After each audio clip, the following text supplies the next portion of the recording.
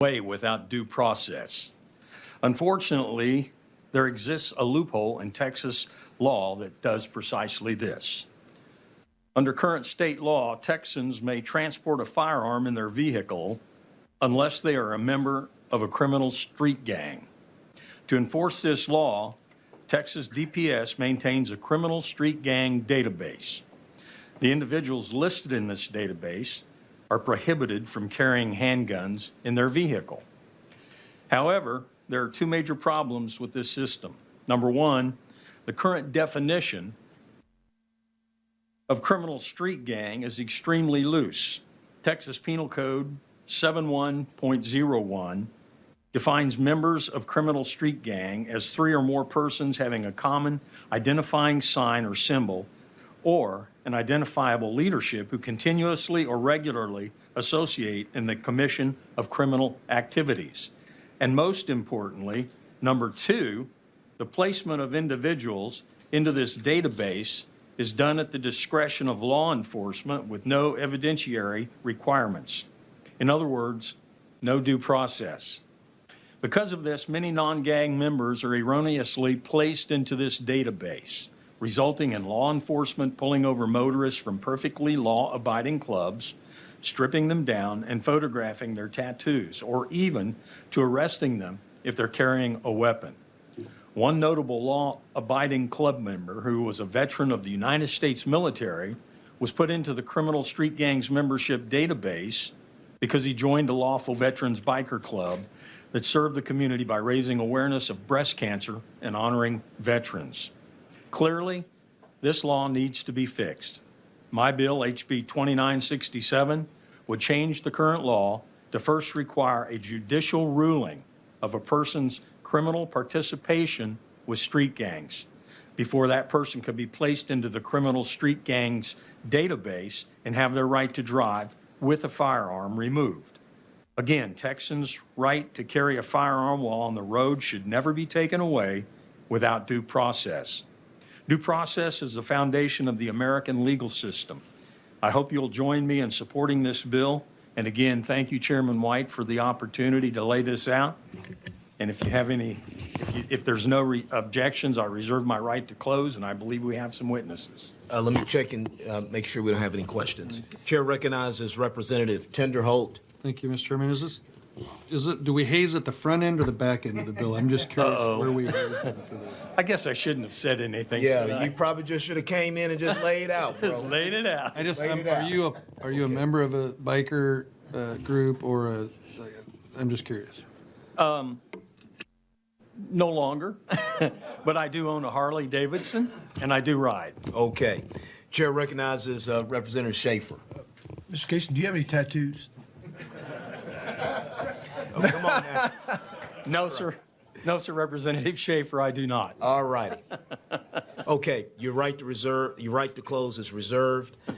And let's start taking testimony real quickly here.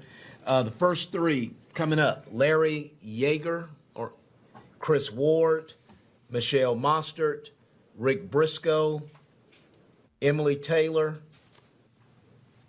and Dylan Price. So you are? Larry Yeager.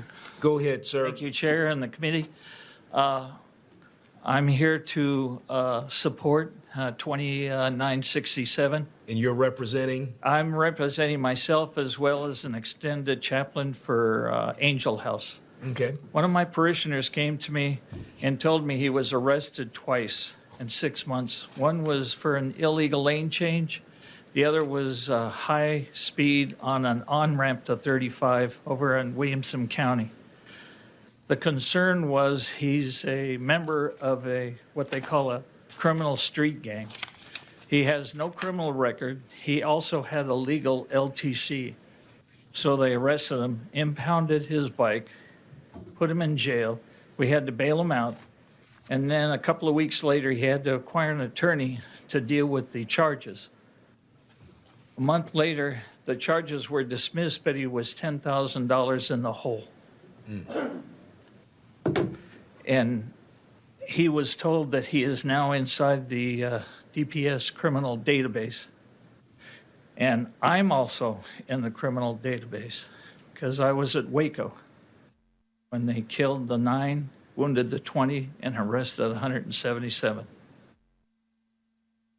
I'm hoping that you guys listen to this law and get it quantified because it's so broad that anybody can be pulled over. I've seen Christian clubs being pulled over as well.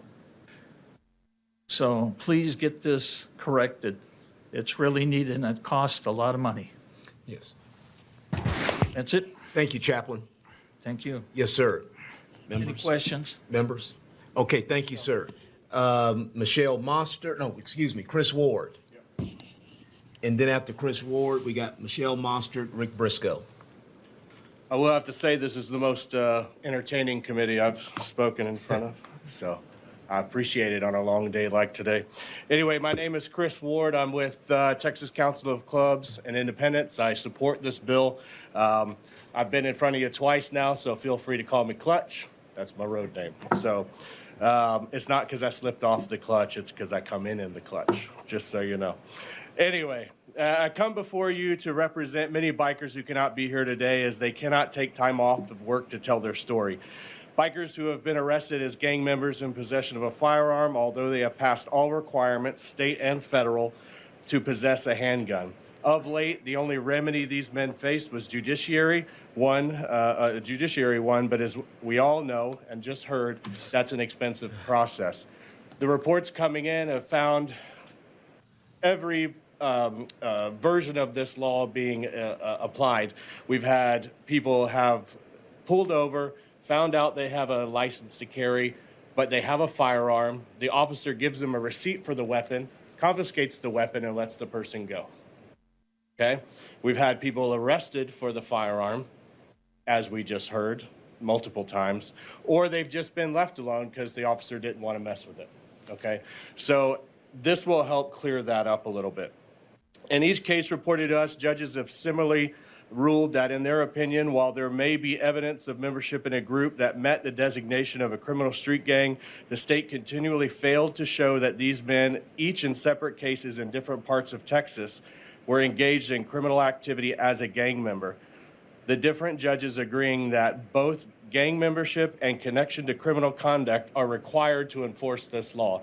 The most recent decision was out of Lubbock, end of the year, 2020. These decisions are welcome ones, but have come at a cost. With the passage of HB 2967, it will fix the conflicting gun ownership statutes and often misapplication of Texas Penal Code 4602 by law enforcement. More importantly, in each case, there is no evidence that by merely wearing our colors, an individual is involved in or associated with an alleged violent or criminal activity of the small minority. In fact, the Supreme Court has continually ruled against decisions denying rights and privileges solely based on a citizen's association with unpopular organizations, because at the end of the day, who chooses which organization is popular or not? In addition, HB 2967 provides for an established due process based on a gun owner's historical legal standing, because as we can attest, the inclusion of members into the Texas gang database has been a very subjective one. I know that was a long time ago we talked about it, but I think we all remember. And has served as a de facto red flag law, whether we want to admit it or not, void of that deserved due process. We are requesting consideration of this bill to protect the rights of those citizens who have met all criteria to legally possess a firearm and continually follow the laws associated with that responsibility, yet find themselves in jail because legislative inconsistencies used to target a specific group of people is being applied. And just as a side note, last session, we worked very hard to beat HB 4017. And in that, it was an act relating to the eligibility for Excuse a handgun. me. Let's stay on the bill, but Okay. No, that's fine. let me see if any members have any. The chair calls Eddie Morales. Yes. Mr. Ward, and maybe this is a Emily Taylor question, but let me, so keep your ears open. I'm looking at criminal street gang, and it's defined as, means 3 or more persons having a common identifying sign or symbol, or an identifiable leadership who continuously or regularly associate in the commission of criminal activities. Correct. You told me, I believe you and some of your affiliated members ended up on that list. 4 brothers of mine were in the Texas Gang Database, yes. Did any one of the members have any prior criminal history that would have? No. Explain to me how you ended up when the definition clearly provides that it has to be in the commission of criminal activities. Well, so the only explanation comes through a judiciary one when we challenge it, but it's very cost prohibitive. I cannot tell you why those guys were in there because they are no felons. They're not associated with any members that are No prior criminal history? No prior. So to be a part of my motorcycle club, you have to pass a background check. Okay. We do that just to protect ourselves, to protect the reputation, and protect the reputation of the motorcycle community here locally. 99%, 90% of the clubs, I will confidently say, I would really push it to 100, actually do background checks on their members and do not allow felons. So I can attest for each and every one of my members, they have no reason to be in that gang database. And none of your members that participating in any criminal activity that were, because of one of them, then everybody else ended up suffering. Okay. Not one. Not one. Were you given an explanation as to how your association ended up on this? They have not. They've criminal not street gang? filed it yet. They have not filed a contest for that. Mm-hmm. So we've just done the public information request to find out that they're in there, but they have not taken the expensive route of actually being removed from that gang database. And so no one has formally requested or petitioned for the removal of not only the individual, but the membership as a whole. Right. And the current way that happens is when you do challenge, you are not offered the evidence to see why you were put in there. So even if we did challenge, that's a statement or a decision made at the bench that you're a lawyer and you do not get to see the information that's presented to you. Yes. Wow. So that's why earlier, not to get on to what we talked about please do. earlier, Yes. but it does apply, why it's so important to pass that other legislation. Well, That you okay. previously, okay. Yeah. Good. So thank you, Mr. Anything Chairman. else? Yeah. Thank you. Thank you. Michelle Mostert, Rick Briscoe, Emily Taylor. Hi, Chairman White and the rest of the committee. I support this bill for the many reasons people have already mentioned. Okay? Thank you. Excuse me, Ms. Mostert, could you help us out? I'm sorry. Yes, ma'am. I'm Michelle Mostert. I'm representing myself, and I'm for the bill. Thank you. Thank you. Rick Briscoe, Emily Taylor, and Dylan Price. Mr. Chairman, committee members, I am Rick Briscoe, representing Open Carry, Texas, speaking in favor of the bill. This is a little bit like deja vu all over again, as Yogi Berra might say, having heard the testimony on a related bill earlier today.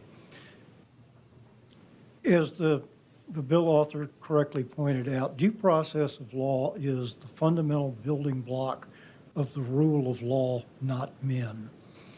This gang database is a rule of men, not law.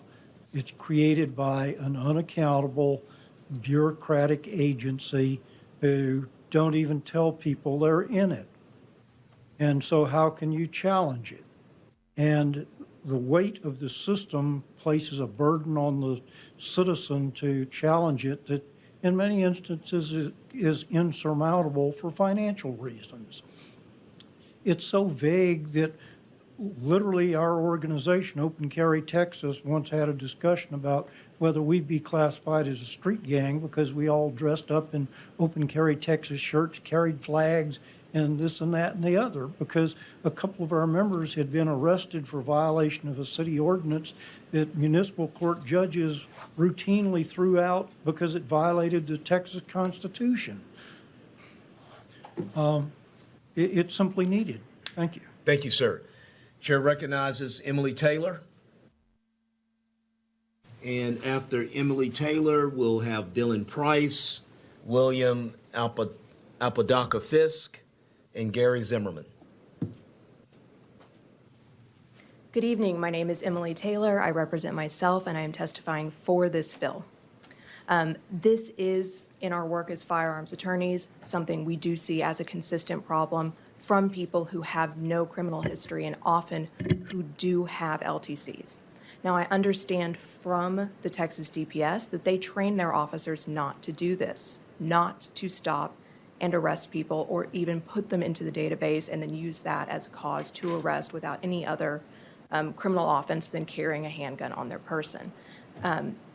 That training is not good enough because it is happening all over the state of Texas from virtually every department. The only way to preserve the Second Amendment rights of people who are members of motorcycle clubs is this exact step proposed by Representative Kaysen. This will not in any way affect the state of Texas's ability to charge people with engaging in organized criminal activity.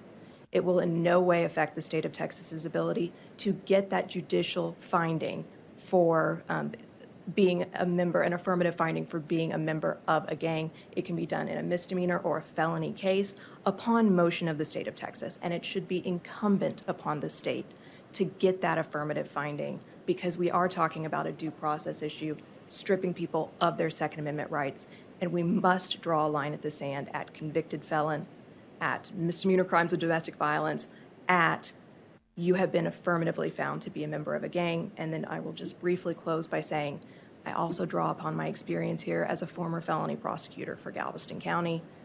True gang members have felony convictions already.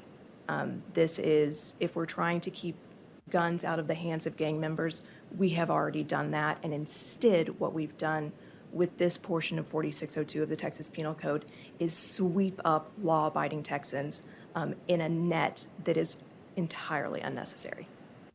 Chair recognizes Tony Tennerholt. Thank you, Mr. Chairman.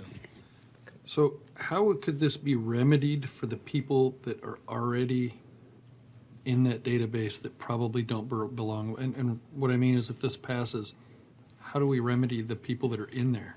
That's an excellent question. There is a judicial remedy laid out that I know people have referred to. No, let me slow you. Oh. I should have said so that there's not such a huge cost. Yes, that is a wonderful question. I would like to think that attorney's fees should be assessed for the person whose name is successfully removed from the database. That way they can go in, challenge their inclusion, and they will be awarded their attorney's fees. I'm also always happy to encourage sanctions against overzealous prosecutors or the state of Texas, should that be a necessary remedy, although I'm probably speaking to the wrong body on that issue. The reason I ask is if this passes, there's going to be, I don't know, hundreds or thousands of people that are in that database that can't exercise their rights and they can't afford to go handle it. So I want us to think about that as we look at this bill. Is there something we can do to this bill to remedy that? Well, and that really does already exist in here because it requires the affirmative finding. So being in the database no longer enough to arrest you for unlawful carry without a criminal conviction and affirmative finding. So it keeps that right preserved, but it really doesn't solve the issue of how do I pay to get myself off the list. Thank you. Chair recognizes Representative Morales. Hi, Emily, you heard my question. Have you represented individuals that have had to fight to be taken off the list? Yes. In fact, very recently in Harris County, we had an LTC holder who was on the list. He had been on the list. He was just pulled over one day, photographed, didn't realize he'd been placed on the list, no criminal convictions at all. He was arrested. We did represent him on that charge. Over the objections of the Harris County DA's office, the judge found no probable cause and tossed the case. That was good luck on our part that we found a judge who understood the law. Otherwise, he could still be tied up in criminal litigation for that matter. In those proceedings, were you able, you heard Mr. Ward testify, were you able to gain any additional insights as to how somebody will end up on that list when the individual or the bike membership group, I want to call them gang, have no prior criminal history? And specifically, I just read the definition. It requires that they have prior criminal history. Yes, our understanding from speaking to people is some of them know how they got there. It's a traffic stop during which they're photographed and released without any criminal charge. Some of them have no idea how they got there. That's the scary part about this database. It is entirely extrajudicial. It is unpoliced, and the sort of thing that should send chills down your spine if you're concerned about government overreach.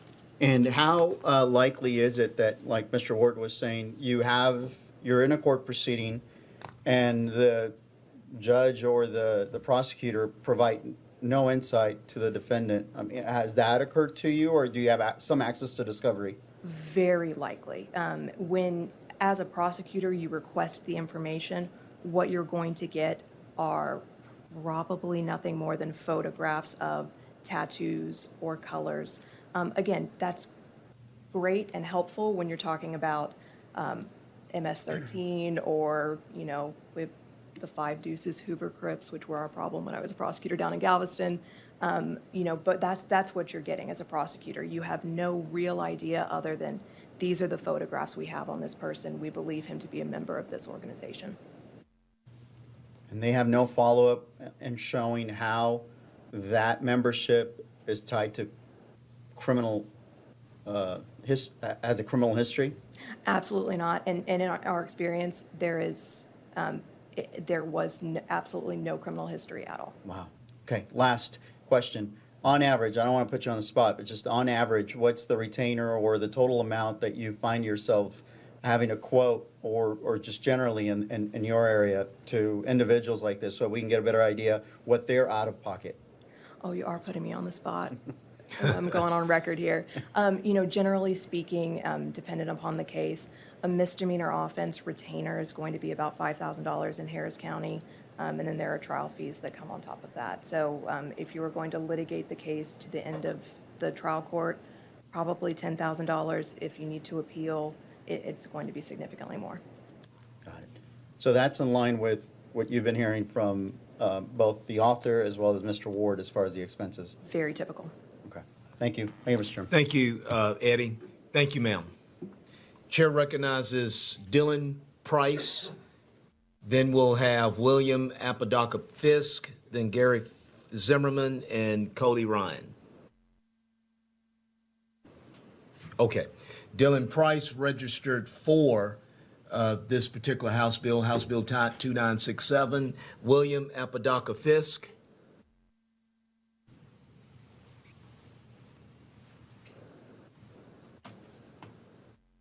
Good evening again. Good evening. As I introduced myself before, I'm retired Command Sergeant Major William Apodaca-Fisk from Las Cruces, New Mexico. I'm from the New Mexico Council Clubs, and I'm for this bill. I traveled all the way from New Mexico to hear these bills and to speak on these bills because they affect more than Texans, and they're important bills. This bill solves a language concern in gun laws that become unclear, confusing, and outright unfair as they're applied. Someone like myself who's unjustly placed on the gang database with no criminal history, with a legal concealed carry permit with a background check, loses their right to carry a gun in Texas by merely being placed on the gang database. Being placed on a database without any notice, committing any crime, or most importantly, any due process. You remove someone's Second Amendment right without the person's knowledge, leaving them subject to arrest as a gang member in possession of a weapon, having never been notified that their concealed carry permit was invalid or of their placement on the database. Dozens of cases like this are mired in the courts for years before eventually being dropped. Again, federal ruling and admissions state that gang database entry is not probable cause for arrest. Changing the language to convicted of a crime will save thousands in legal costs on cases that will ultimately be dismissed anyway, but only after demoralizing your citizens. And we saw these folks out here today open carrying their weapons and speaking on all these gun bills. I'm envious of them because I'm a veteran of 25 years and I can't carry a gun. Members, thank you. Gary Zimmerman.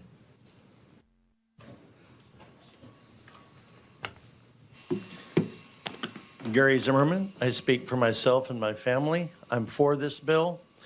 What scares me about the current situation is I'm not a member of any motorcycle group. I have a Harley. I love riding my Harley. I don't have any tattoos, but now I'm worried, am I going to get pulled over and put into the database simply because I'm riding a motorcycle and I look like I might be part of one of the other motorcycle clubs when I'm not? That scares me. So we need this bill for all of those others of us that aren't a member of a motorcycle group that still love to ride our Harleys. Thank you. Thank you. Cody Ryan. Cody Ryan, registered 42967. Kyle Guarco. Kyle Guarco, registering 42967. Bradley Hodges. Okay, here we go. Bradley Hodges for representing yourself. I have nothing to add. Thank you. Chair calls Donald Dahl, and after Donald Dahl, we'll have Rachel Malone. I'm Donald Dahl. I represent myself. And you're... I am for the bill. Okay. This database needs to be cleaned up.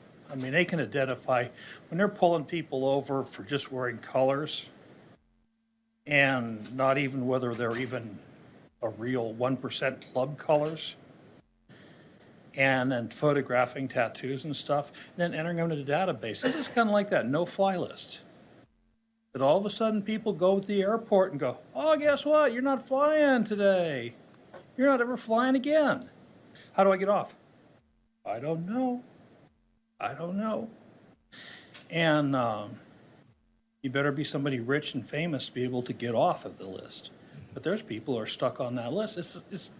Some of these lists are kind of like crazy. In fact, I would say the best bet would do with this thing would be just go ahead and abolish this whole list and start over again with the idea that these people have at least committed some sort of crime and have been arrested and brought into a jail. In other words, a serious misdemeanor or a felony or something like that. And then whether they've been found, but just going ahead and photographing people on the side of the road is just not there. Members, thank you, Donald. Thank you. Yes, sir. Rachel Malone. And as Rachel Malone is making her way here, we're going to say if there's anyone else that wishes to testify on, for, or against House Bill 2967, make your way down here and make sure that you are registered or you need to register. Good evening. My name is Rachel Malone. I'm testifying in favor of 2967, representing myself and Gun Owners of America. And I have to say, this is one of the smallest bills that kind of needs the biggest explanation because it's kind of in the weeds. Hopefully the handout helps with that, and definitely you got some great legal explanations earlier. So Penal Code 7101 gives a definition of a criminal street gang, as Representative Morales mentioned earlier. It's 3 or more persons having a common identifying sign or symbol, or an identifiable leadership who continuously or regularly associate in the commission of criminal activities. And I'll circle back to that. But Penal Code 4602 ties to that definition. And it says, if you meet that definition of a criminal street gang, then you cannot carry a handgun in your vehicle. Now, if I was king, which thankfully I'm not, I don't want to be, but if I was king and over all the district judges and over all the law enforcement departments, I would probably interpret that so that we might not need a law like this. But we've heard testimony, and we hear from some of our members as well, many of our members, where this is a problem. This is being abused. And I think it's being abused because of the longer explanations of how people can get into the criminal street gangs database. There's this long list of criteria. Some of it's very vague, very flimsy. But if you meet a couple of those things, you can get put into that criminal street gangs database. And I believe that's where this is coming from. This problem is coming from because there are I'm assuming some policies where perfectly law-abiding members would be assumed at some type of detain or traffic stop to be a part of this, and then they would be either detained or arrested for supposed unlawful carry of a handgun, even though they've committed no crime and they really shouldn't be in that criminal street gangs database. So you heard the earlier bill that affected 7101 and kind of cleaned up that definition, added due process to the whole entire definition there of criminal street gangs. This bill does something different. This bill severs the tie between 4602 and 7101. So we're not even looking at that anymore. We're looking at a definition that gives more due process. So we're saying now, if you have been adjudicated to have committed criminal activities as a part of a criminal street gang, you can't have a handgun in your car. So